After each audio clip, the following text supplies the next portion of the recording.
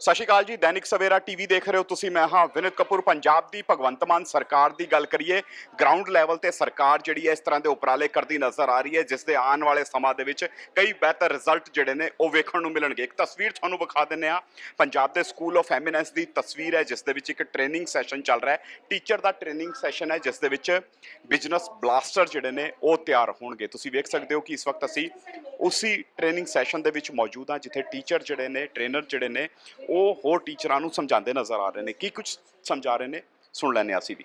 So, just now, what do you understand by word business? Actually, business the definition ਕੀ ਹੈ? ਆਪਾਂ ਨਾਮ ਰੱਖਿਆ business blasters. So, ਕਿਤੇ ਨਾ ਕਿਤੇ ਉਹ words ਜੁੜੇ ਹੋਏ ਹੈ। Business ਦੇ ਵਿੱਚ blast ਕਰਨਾ ਹੈ, ਠੀਕ ਹੈ? So, what is this? Then again, what do you understand with the word innovation? ਕਿਉਂਕਿ ਕਿਤੇ ਨਾ ਕਿਤੇ ਸਾਡਾ project innovation ਨਾਲ ਵੀ ਜੁੜਿਆ ਹੋਇਆ ਹੈ। ਤੇ ਤੁਸੀਂ ਨੈਕਸਟ ਸਲਾਈਡ ਦੇਖੋ। So what do you understand by the word real word learning? So ਕਿਉਂਕਿ ਇਹ ਜਿਹੜਾ ਸਾਡਾ ਪ੍ਰੋਜੈਕਟ ਹੈ, ਇਹ ਆਪਣਾ ਐਕਸਪੀਰੀਐਂਸ਼ੀਅਲ ਲਰਨਿੰਗ ਕਹਿੰਦਾ ਹੈ। ਆਪਾਂ ਕੋਈ ਕਾਪੀ ਕਿਤਾਬ ਨਹੀਂ ਯੂਜ਼ ਕਰਨੀ, ਬੱਚੇ ਨੂੰ ਕੋਈ ਇੱਥੇ ਸਪੀਚ ਨਹੀਂ ਦੇਣੀ, ਕੁਝ ਨਹੀਂ ਕਹਿਣਾ ਕਿ ਬੇਟਾ ਤੁਸੀਂ ਇਹ ਸਿੱਖਣਾ ਹੈ। Not at all.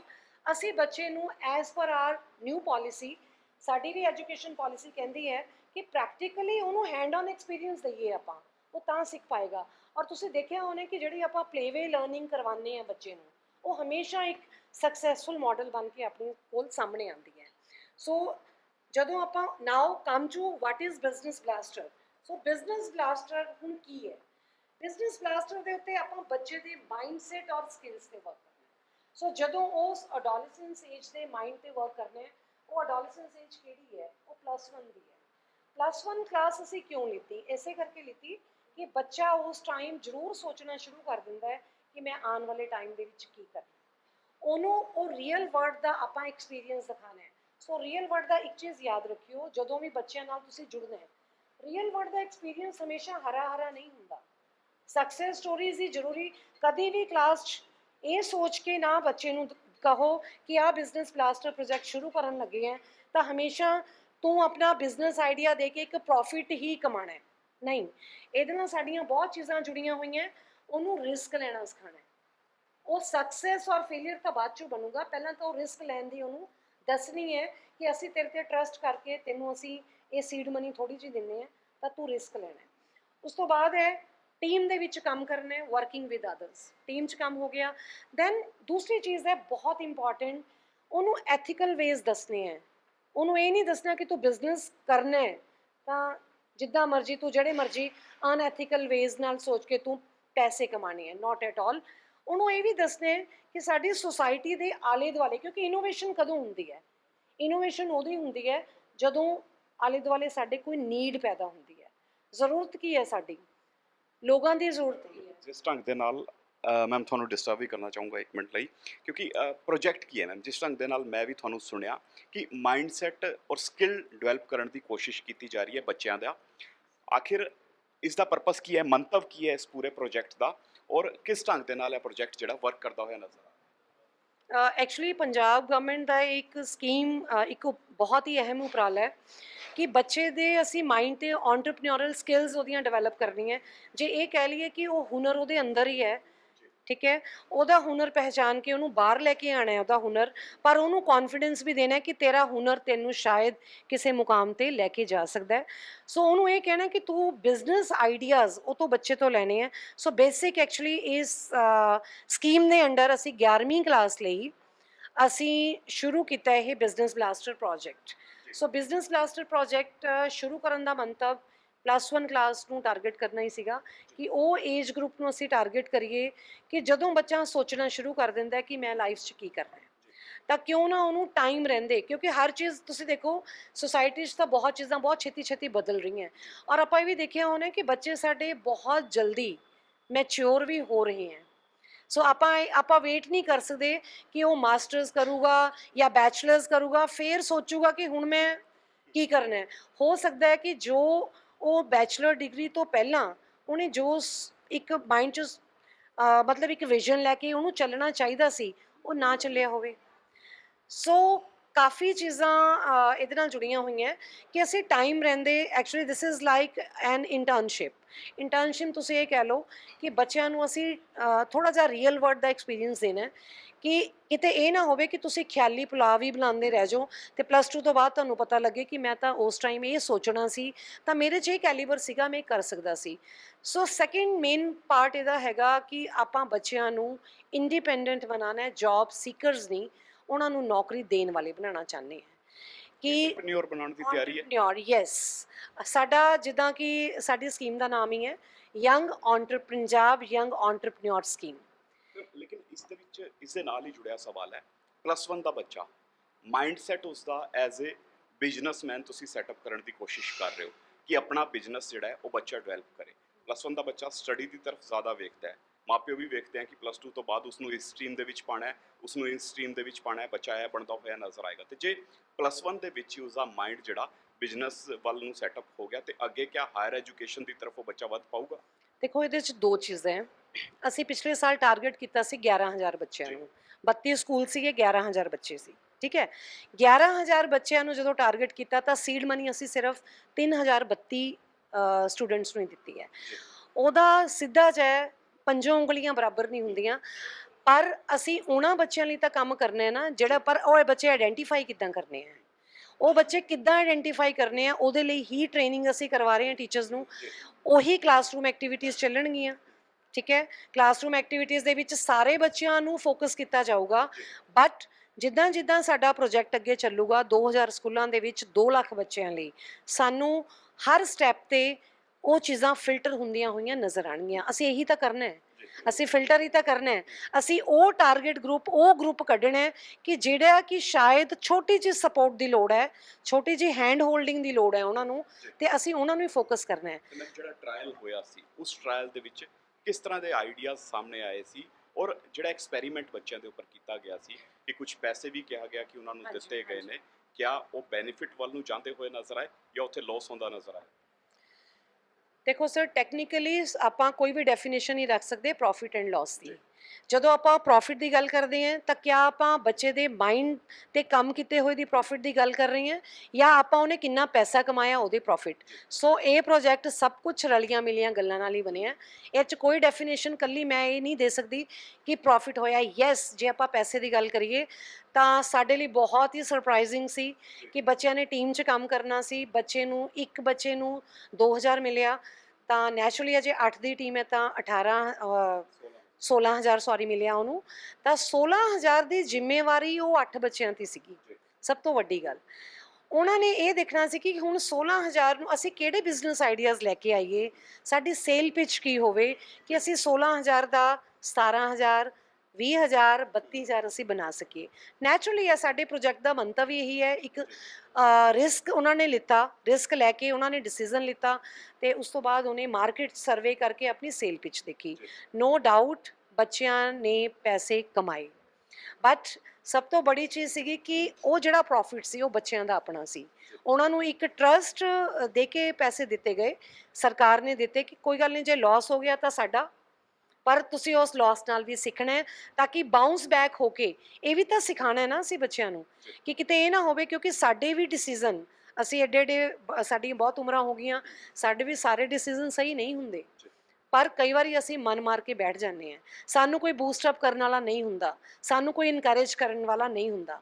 ਸੋ ਇਹ ਸਾਡੇ ਪ੍ਰੋਜੈਕਟ ਦਾ ਇੱਕ ਬੈਸਟ ਪਾਰਟ ਹੈ ਕਿ ਉਹਨਾਂ ਨੂੰ ਇਨਕਰੇਜ ਕਰਨ ਲਈ ਹੀ ਸਾਡੇ ਟੀਚਰਸ ਇੱਥੇ ਟ੍ਰੇਨਿੰਗ ਲੈ ਰਹੇ ਹੈ ਕਿ ਉਹਨਾਂ ਨੂੰ ਸਕਸੈਸ ਸਟੋਰੀਜ਼ ਵੀ ਉਹਨਾਂ ਦੀਆਂ ਬਣੀਆਂ।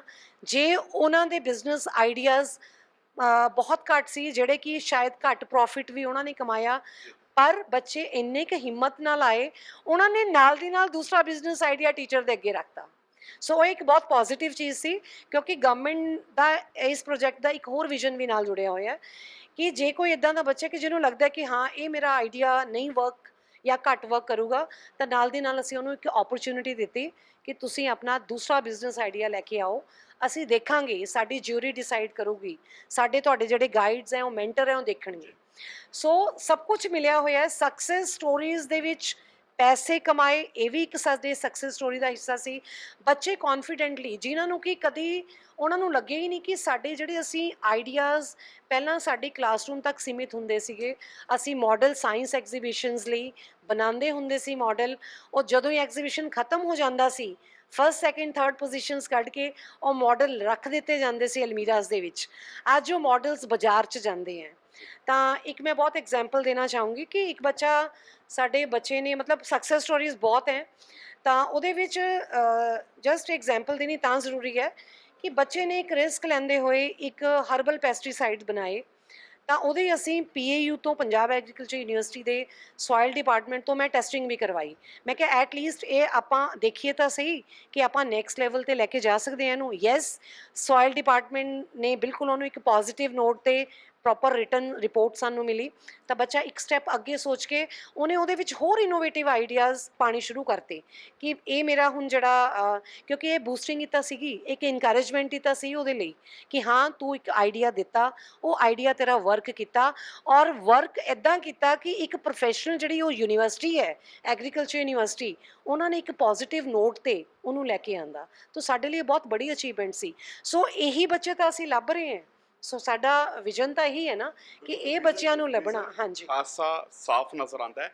ਇਸ ਦੇ ਪਿੱਛੇ ਇੱਕ ਮੰਤਵ ਇਹ ਵੀ ਵੇਖਿਆ ਜਾ ਸਕਦਾ ਹੈ ਕਿ ਬੱਚਾ +2 ਕਰਦਾ ਹੈ ਤੇ ਇਹ ਵੀ ਪਿੱਛੇ ਕਾਫੀ ਸਮਾਂ ਤੋਂ ਧਾਰਨਾ ਚੱਲ ਰਹੀ ਸੀ ਕਿ ਬੱਚੇ ਨੂੰ ਬਾਹਰ ਭੇਜ ਦਿਓ, ਆਇਲਸ ਕਰਾਓ ਤੇ ਬੱਚੇ ਨੂੰ ਬਾਹਰ ਭੇਜ ਦਿਓ, ਕਮਾਈ ਵਧੀਆ ਕਰੇਗਾ। ਲੇਕਿਨ ਹੁਣ ਸਕੂਲ ਦੇ ਵਿੱਚ ਰਹਿ ਕੇ ਹੀ ਜੇਕਰ ਉਸਦਾ ਮਾਈਂਡਸੈਟ ਇਹੋ ਜਿਹਾ ਹੋਏਗਾ ਕਿ ਉਹ ਪੰਜਾਬ ਦੇ ਵਿੱਚ ਰਹਿ ਕੇ ਕੋਈ ਬਿਜ਼ਨਸ ਕਰਕੇ ਪੈਸੇ ਕਮਾ ਸਕਦਾ ਹੈ, ਤੇ ਇੱਥੇ ਉਸ ਦੀ ਵੀ ਤਿਆਰੀ ਹੁੰਦੀ ਹੋਈ ਨਜ਼ਰ ਆ ਰਹੀ ਹੈ। ਕੁਝ ਟੀਚਰ ਵੀ ਸਾਡੇ ਨਾਲ ਨੇ, ਇਹਨਾਂ ਨੇ ਸਿੱਧੇ ਤੌਰ ਤੇ ਕਹੀਏ ਕਿ ਇੱਕ ਪੋਸਟਰ ਵੀ ਇਹਨਾਂ ਦੇ ਕੋਲ ਹੈ ਜਿਸ ਦੇ ਵਿੱਚ ਇਹ ਵੀ ਇੱਕ ਬਿਜ਼ਨਸ ਦਾ ਆਈਡੀਆ ਲੈ ਕੇ ਬੈਠੇ ਹੋਏ ਨੇ। ਕਾਲੇ ਘਨੇ ਤੇ ਲੰਬੇ ਵਾਲਾਂ ਦਾ ਰਾਜ ਹਰਬਲ ਆਇਲ ਦਾ ਇਹਨਾਂ ਦੇ ਕੋਲ ਪੋਸਟਰ ਹੈ, ਯਾਨੀ ਇਹ ਬਿਜ਼ਨਸ ਆਈਡੀਆ ਲੈ ਕੇ ਬੈਠੇ। ਮੈਮ, ਜਿਹੜੀ ਟ੍ਰੇਨਿੰਗ ਹੋ ਰਹੀ ਹੈ ਕਿਸ ਲਹਿਜ਼ੇ ਦੇ ਵਿੱਚ ਲੈ ਰਹੇ ਹੋ ਉਸ ਟ੍ਰੇਨਿੰਗ?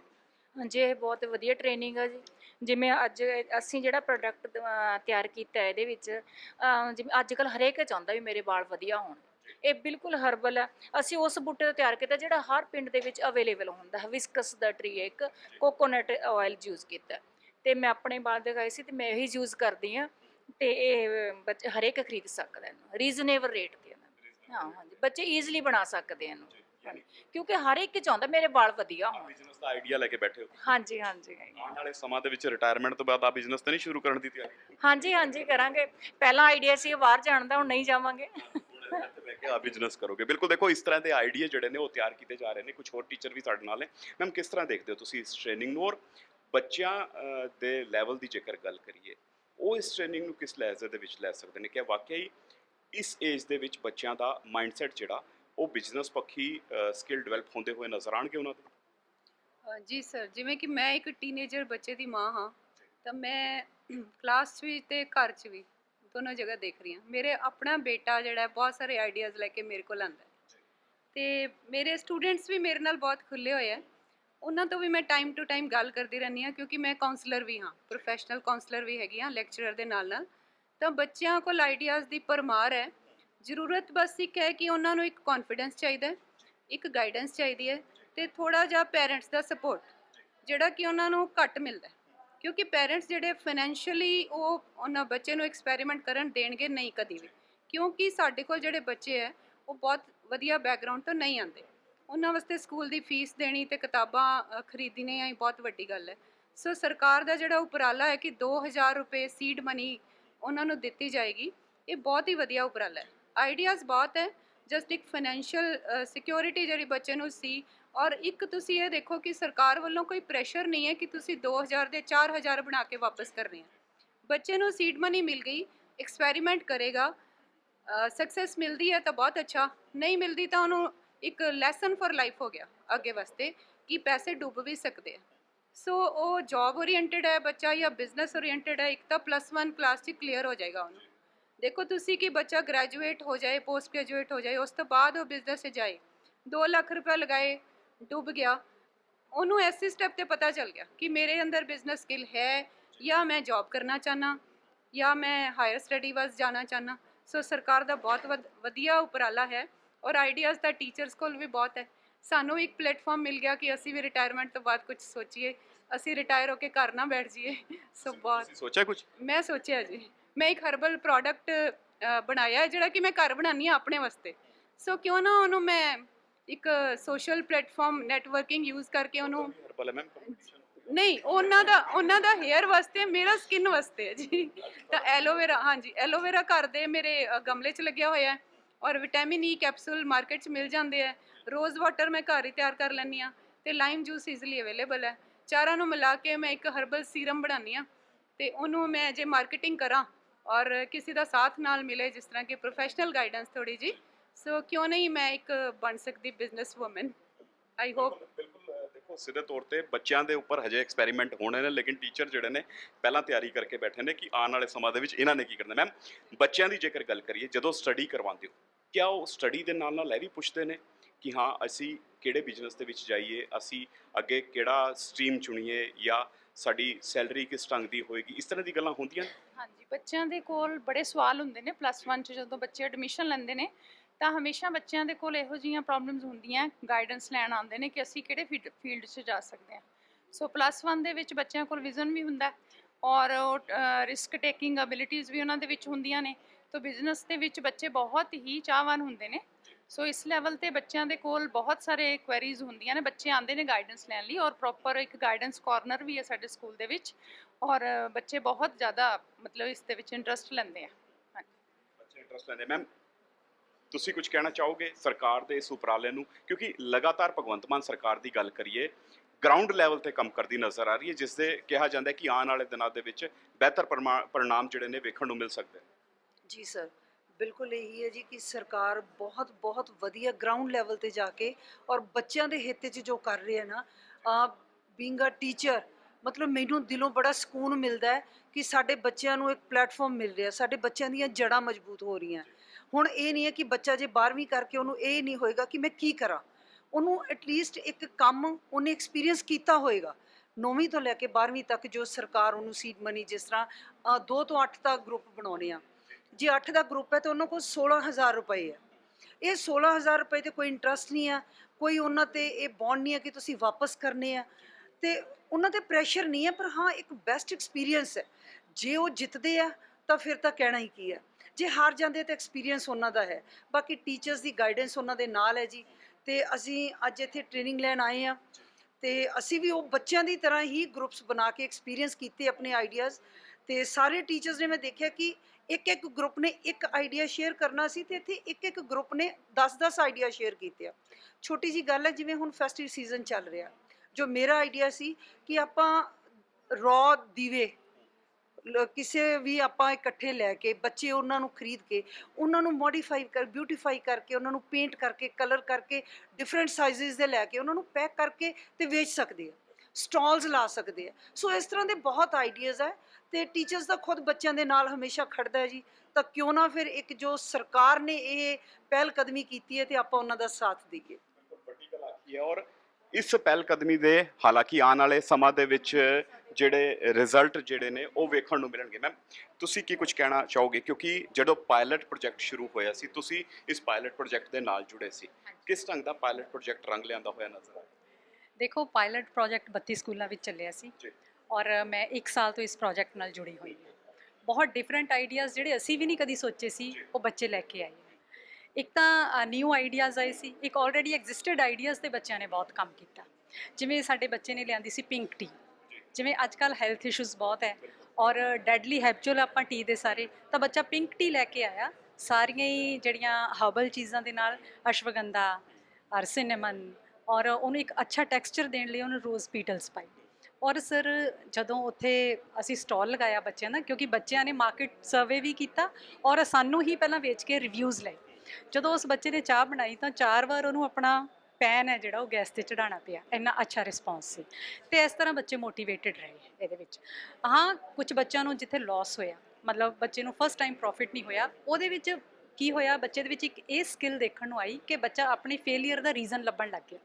ਬੱਚੇ ਨੇ ਪੀਜ਼ਾ ਬਣਾ ਕੇ ਵੇਚਿਆ, ਸਾਰਾ ਵਿਕ ਗਿਆ, ਕਸਟਮਰ ਚੋਇਸ ਹੈਗੀ ਸੀ, ਪ੍ਰੋਡਕਟ ਵੀ ਸਾਰਾ ਵਿਕ ਗਿਆ, ਪਰ ਬੱਚਾ ਲਾਸ ਵਿੱਚ ਗਿਆ ਫਸਟ ਟਾਈਮ। ਤਾਂ ਉਸ ਬੱਚੇ ਨੇ ਜਦ ਮੈਂ ਪੁੱਛਿਆ, ਮੈਂ ਕਿਹਾ ਰੀਜ਼ਨ ਕੀ ਸੀ, ਕਹਿੰਦੇ ਮੈਡਮ ਮੈਂ ਪ੍ਰਾਈਸ ਘੱਟ ਰੱਖ ਲਈ। ਤਾਂ ਇੱਥੋਂ ਉਹਨੂੰ ਇਹ ਪਤਾ ਲੱਗ ਗਿਆ ਕਿ ਮੇਰੀ ਫੇਲੀਅਰ ਦਾ ਰੀਜ਼ਨ ਕੀ ਹੈ। ਅੱਗੇ ਤੋਂ ਕਹਿੰਦੀ ਮੈਂ ਪ੍ਰਾਈਸ ਠੀਕ ਰੱਖ ਕੇ, ਕਿਉਂਕਿ ਕਸਟਮਰ ਚੋਇਸ ਹੈਗੀ ਹੈ, ਕਸਟਮਰ ਮੈਨੂੰ ਮਿਲ ਗਏ, ਹੁਣ ਮੈਂ ਪ੍ਰਾਈਸ ਠੀਕ ਤਰ੍ਹਾਂ ਆਪਣਾ ਡਿਟਰਮਿਨ ਕਰਕੇ ਫਿਰ ਆਪਣਾ ਪ੍ਰੋਡਕਟ ਵੇਚੂੰਗੀ। ਤੇ ਇਸ ਤਰ੍ਹਾਂ ਦੀਆਂ ਚੀਜ਼ਾਂ ਜਿਹੜੀਆਂ ਆ ਉਹ ਸਾਹਮਣੇ ਨਿਕਲ ਕੇ ਆਈਆਂ। ਸਪਸ਼ਟ ਲਫ਼ਜ਼ਾਂ ਦੇ ਵਿੱਚ ਕਹੀਏ ਵਿਜ਼ਨ ਕਲੀਅਰ ਹੁੰਦਾ ਨਜ਼ਰ ਆਉਂਦਾ। ਬਿਲਕੁਲ ਬਿਲਕੁਲ ਜੀ। ਦੇਖੋ ਸਾਡੇ ਕੋਲ ਜਿਹੜੇ ਬੱਚਿਆਂ ਦੇ ਬਹੁਤ ਜ਼ਿਆਦਾ ਅਮੀਰ ਤਾਂ ਨਹੀਂ ਹੁੰਦੇ ਉਹ ਬੱਚੇ ਹਨਾ, ਮਿਡਲ ਕਲਾਸ ਜਾਂ ਹਨਾ, ਤੇ ਉਹਨਾਂ ਬੱਚਿਆਂ ਨੂੰ ਇੱਕ ਨਵੀਂ ਦਿਸ਼ਾ ਮਿਲ ਰਹੀ ਹੈ। ਔਰ ਉਹ ਬੱਚਿਆਂ ਨੇ ਆਪਣੇ ਘਰ ਦੇ ਵਿੱਚ ਛੋਟੇ ਛੋਟੇ ਕੰਮ ਪਹਿਲਾਂ ਹੁੰਦੇ ਪੈਰੈਂਟਸ ਕੋਲ ਦੇਖੇ ਹੋਏ ਆ। ਹੁਣ ਇੱਕ ਘਰ ਦੇ ਵਿੱਚ ਪੈਰੈਂਟਸ ਜਾਮੁਨ ਖਾ ਕੇ ਆਪਣੀ ਸ਼ੂਗਰ ਨੂੰ ਕੰਟਰੋਲ ਕਰ ਰਹੇ ਸੀ। ਉਹਨਾਂ ਦੇ ਦਾਦੇ ਪੜਦਾਦੇ ਨਾਨੇ ਨਾਨੀ ਉਹ ਸਾਰੇ ਹੀ ਉਹ ਕਹਿੰਦੇ ਘਰ ਦੇ ਵਿੱਚ ਸ਼ੂਗਰ ਤੁਹਾਨੂੰ ਪਤਾ ਹੈਰੀਡੇਟਰੀ ਆ ਜਾਂਦੀ ਹੈ, ਤੇ ਉਹ ਕਹਿੰਦੇ ਘਰ ਦੇ ਵਿੱਚ ਸ਼ੂਗਰ ਨੂੰ ਕੰਟਰੋਲ ਕਰਨ ਲਈ ਅਸੀਂ ਜਾਮੁਨ ਖਾਂਦੇ। ਇਸ ਵਾਰ ਬਿਜ਼ਨਸ ਬਲਾਸਟਰ ਦਾ ਜਦੋਂ ਨਾਮ ਸੁਣਿਆ ਬੱਚੇ ਨੇ ਬਲੈਕਬੈਰੀ ਪਾਊਡਰ ਬਣਾਇਆ ਔਰ ਜਾਮੁਨ ਦੇ ਬੀਜ ਸੁਕਾ ਕੇ ਉਹ ਪਾਊਡਰ ਬਣਾ ਕੇ ਡਾਕਟਰਸ ਦੇ ਕੋਲ ਮਾਰਕੀਟ ਸਰਵੇ ਕੀਤਾ ਤੇ ਪੁੱਛਿਆ ਕਿ ਇਹਦਾ ਮੈਡੀਕਲੀ ਇਹਦਾ ਬੈਨੀਫਿਟ ਹੈ ਕਿ ਨਹੀਂ। ਜਦੋਂ ਡਾਕਟਰ ਨੇ ਸਰਟੀਫਾਈ ਕਰਤਾ ਤੇ ਉਹ ਪ੍ਰੋਡਕਟ ਉਹਨੇ ਆਸੇ-ਪਾਸੇ ਆਪਣਾ ਵੇਚਿਆ। ਸੋ ਇਹੋ ਜਿਹੇ ਆਈਡੀਆਜ਼ ਜਿਹੜੇ ਬੱਚੇ ਨੂੰ ਪਹਿਲਾਂ ਦਿਮਾਗ 'ਚ ਨਹੀਂ ਆਏ ਸੀ, ਬਹੁਤ ਸਾਲਾਂ ਦੇ ਉਹਦੇ ਦਾਦਾ ਦਾਦੀ ਖਾ ਰਹੇ ਸੀ, ਪਰ ਇੱਕ ਦਿਸ਼ਾ ਜਦੋਂ ਮਿਲੀ ਉਹ ਬਿਜ਼ਨਸ ਬਲਾਸਟਰ ਦੀ। ਦਿਸ਼ਾ ਦੇਣ ਦਾ ਕੰਮ ਬੱਚਿਆਂ ਨੂੰ ਸਰਕਾਰ ਕਰਦੀ ਨਜ਼ਰ ਆ ਰਹੀ ਹੈ। ਜਿਸ ਢੰਗ ਦੇ ਨਾਲ ਤੁਹਾਨੂੰ ਤਸਵੀਰ ਵੀ ਜਿਹੜੀ ਵਿਖਾ ਰਹੇ ਹਾਂ ਕਿ ਤਕਰੀਬਨ ਸੂਬੇ ਦੇ 2000 ਸਕੂਲਾਂ ਦੇ ਜਿਹੜੇ ਟੀਚਰ ਨੇ ਅੱਜ ਇੱਥੇ ਟ੍ਰੇਨਿੰਗ ਲੈਂਦੇ ਹੋਏ ਨਜ਼ਰ ਆ ਰਹੇ ਨੇ। ਆ ਟ੍ਰੇਨਿੰਗ ਜਿਹੜੀ ਆਉਣ ਵਾਲੇ ਦਿਨਾਂ ਦੇ ਵਿੱਚ ਬੱਚਿਆਂ ਦੇ ਇਸ ਜਿਹੜਾ ਟ੍ਰੇਨਿੰਗ ਸੈਸ਼ਨ ਹੈ ਜਾਂ ਫਿਰ ਐਕਸਪੈਰੀਮੈਂਟ ਹੈ, ਇਸ ਦੇ ਵਿੱਚ ਕਾਰਗਰ ਕਦਮ ਬਣ ਕੇ ਉੱਭਰਦੀ ਹੋਈ ਨਜ਼ਰ ਆਏਗੀ। ਵੇਖਣ ਵਾਲੀ ਗੱਲ ਰਹੇਗੀ ਕਿ ਸਰਕਾਰ ਦਾ ਇਹ ਉਪਰਾਲਾ ਆਉਣ ਵਾਲੇ ਦਿਨਾਂ ਦੇ ਵਿੱਚ ਜਿਹੜੀ ਸੂਬੇ ਦੇ ਵਿੱਚ ਲਗਾਤਾਰ ਮਾਈਗ੍ਰੇਸ਼ਨ ਹੋ ਰਹੀ ਹੈ ਉਸ ਨੂੰ ਰੋਕਣ ਦੇ ਵਿੱਚ, ਜਿਹੜਾ ਡਰੱਗਸ ਇੱਕ ਵੱਡੀ ਸਮੱਸਿਆ ਬਣੀ ਹੋਈ ਹੈ ਉਸ ਨੂੰ ਰੋਕਣ ਦੇ ਵਿੱਚ, ਹੋਰ ਜਿਹੜੇ ਬੱਚੇ ਹੈ ਉਹਨਾਂ ਨੂੰ ਰੋਜ਼ਗਾਰ ਦੇ ਸਾਧਨ ਮੁਹੱਈਆ ਕਰਾਉਣ ਦੇ ਵਿੱਚ ਕਿੰਨੇ ਕੁ ਫਾਇਦੇਮੰਦ ਸਾਬਿਤ ਹੁੰਦੀ ਹੈ। ਕੈਮਰਾ ਪਰਸਨ ਆਨੰਦ ਦੇ ਨਾਲ ਵਿਨੀਤ ਕਪੂਰ, ਦੈਨਿਕ ਸਵੇਰਾ ਟੀਵੀ, ਮੋਹਾਲੀ।